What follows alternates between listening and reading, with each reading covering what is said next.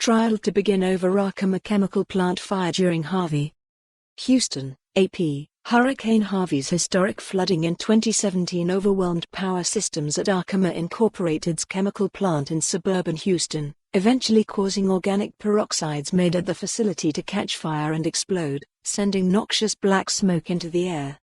The blaze forced the evacuation of more than 200 residents from the area and sent 21 people, including first responders, to the hospital.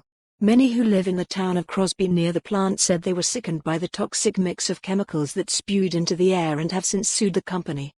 Arkema said the fire was caused by an act of God, Harvey, which dumped nearly 50 inches, 127 centimeters, of rain in parts of the Houston area and caused 36 deaths locally. But prosecutors say Arkema bears criminal responsibility for the toxic cloud released by the blaze because it failed to properly prepare for the storm. The Pennsylvania-based company, which is a subsidiary of a French chemical manufacturer, and 3 of its executives are set to stand trial in Houston this week in a case that legal experts say will be a challenge for prosecutors to win. Opening statements are expected to begin Wednesday or Thursday and the trial could last up to 6 weeks. Prosecutors have brought 2 different charges against Arkema and its employees. The company, CEO Richard Rowe and plant manager Leslie Camardell are accused of recklessly releasing chemicals into the air due to the fire. The charge carries a fine of up to $1 million against the company and prison terms of up to 5 years for Rowe and Camardell.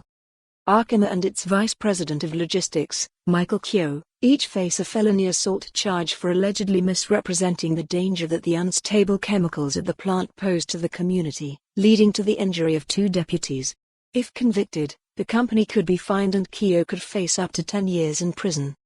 Harris County District Attorney Kim Ogg has said the indictments were a wake-up call to companies that would ignore best practices in safety and put our communities at risk. Rusty Hardin, an attorney for Arkema, said the charges were an unprecedented and outrageous attempt to criminalize a natural disaster. The U.S. Chemical Safety Board in 2018 said Arkema crews worked to the best of their ability to keep equipment that stabilized its organic peroxides, which are used to make such things as plastic resins, from losing power. But Arkema didn't consider flooding of safety systems a credible risk, even though the plant was inside flood zones and its insurance company warned in 2016 that it was at risk. Prosecutors could have a difficult time as they would have to show the actions by Arkema and its executives were willful and so reckless about what you're doing that it's as. For more on this story, visit the news article link.